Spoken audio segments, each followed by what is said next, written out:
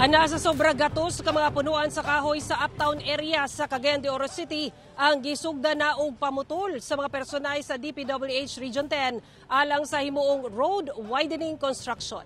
Ani report.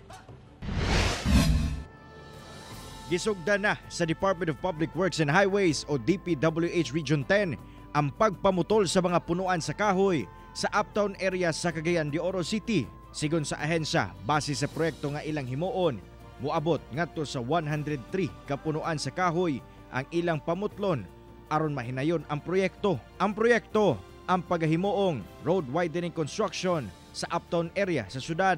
Buot na di ang area, sir.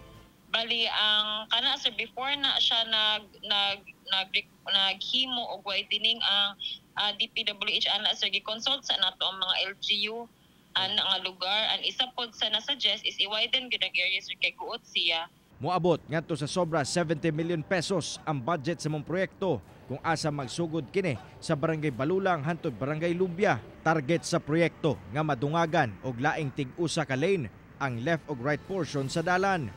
Marso ning tuiga gisugdan ang proyekto og gikatakdang matapos Enero sunod tuig.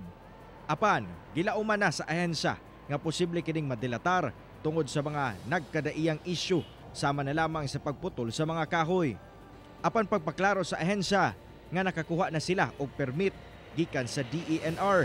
Ang kahoy din maputol sir, mo din na magtanong balik ang maghatag ang kontraktor og seedlings equivalent adtong indicated sa atong TCP. Among proyekto ang tubag kuno sa nagkagrabing problema sa trapiko sa syudad.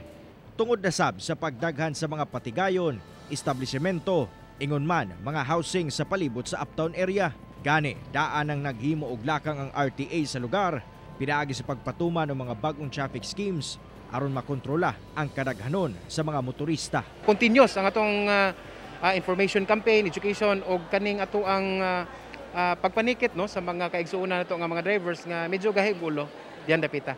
Kauban si Jaybert Pairat sa kamera. Ako si Cyril Chavez para sa One Mindanao.